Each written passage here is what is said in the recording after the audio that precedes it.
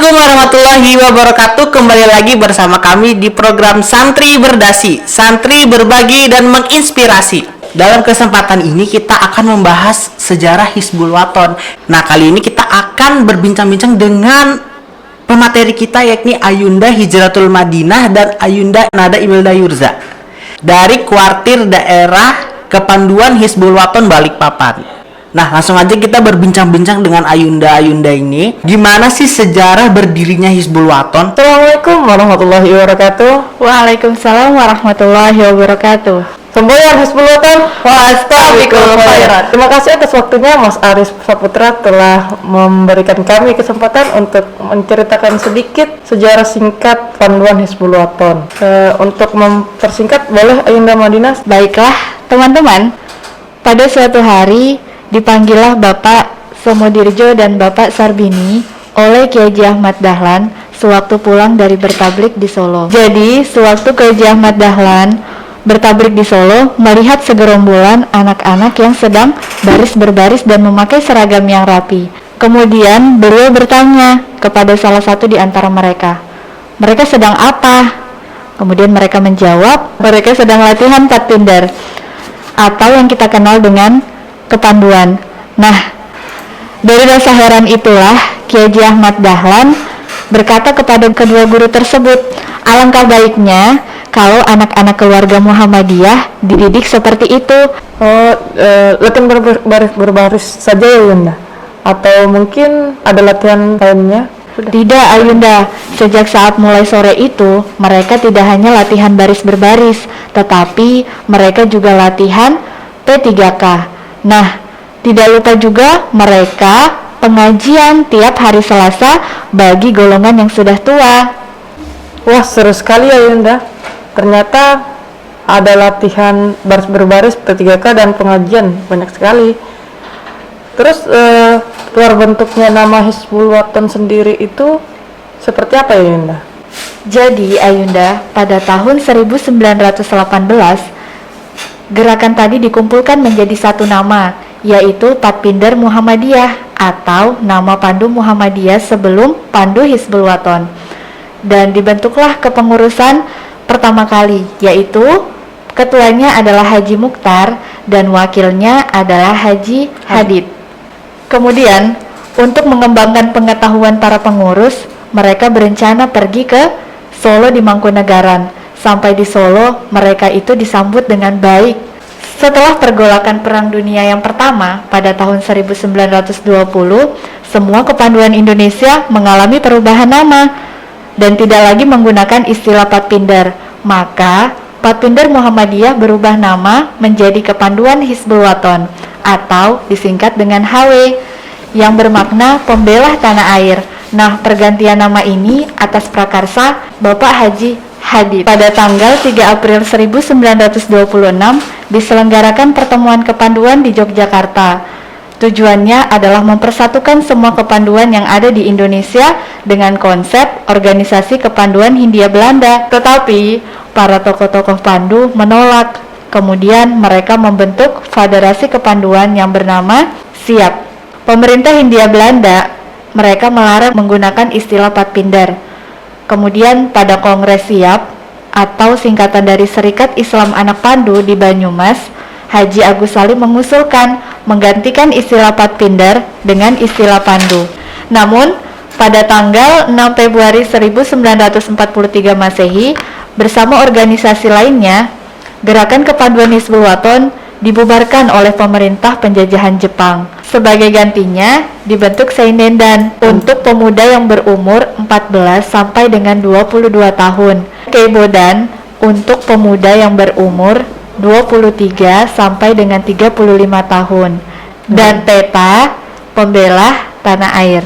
Pada masa revolusi kemerdekaan, tanggal 27 sampai dengan 29 Desember 1945, Kesatuan Kepanduan Indonesia atau nama Kepanduan Sementara mengadakan kongres pertama di Solo yang dihadiri kurang lebih 3.000 orang dan menghasilkan nama Pandu Rakyat Indonesia.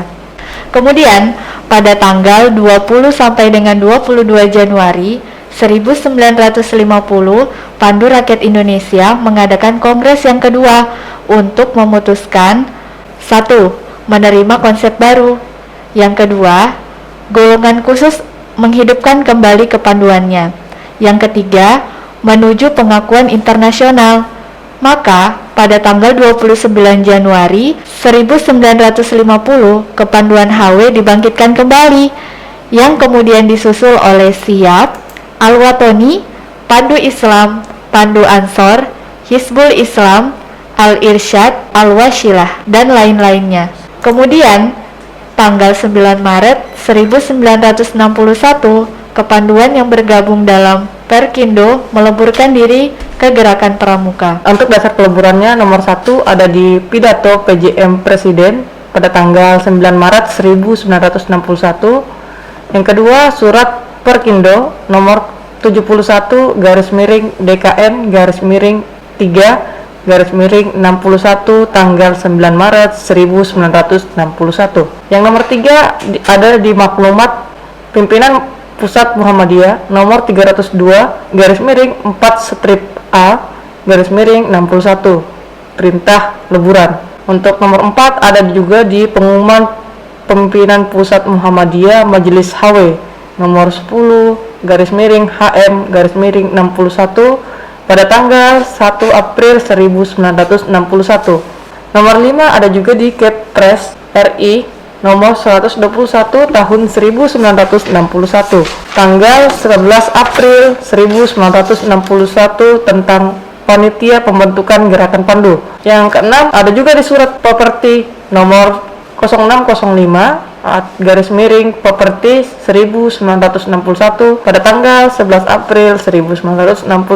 Nomor 7 ada di surat PPGP nomor 8 PPGP pada tanggal 27 Mei 1961. Yang ke-8 atau yang terakhir ada juga surat dari Majelis HW tanggal 8 Juni 1961.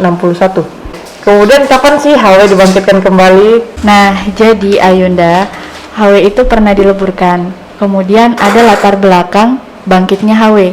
Yang pertama, Muktamar Muhammadiyah pada tahun 1980 di Surabaya, 1985 di Solo, dan 1990 di Yogyakarta, serta 1995 di Aceh. Nah, yang kedua, pada tahun 1994, mantan Pandu HW dan NA takziah kepada Bapak Sumitro tercetus ide reuni Hizbul Waton. Yang ketiga, pada tahun 1996 terlaksana reuni nasional pada bulan Juni untuk merancang kebangkitan HW. Kemudian, pada tanggal 23 Februari 1998 diputuskan kebangkitan HW pada tanggal 18 November 1998.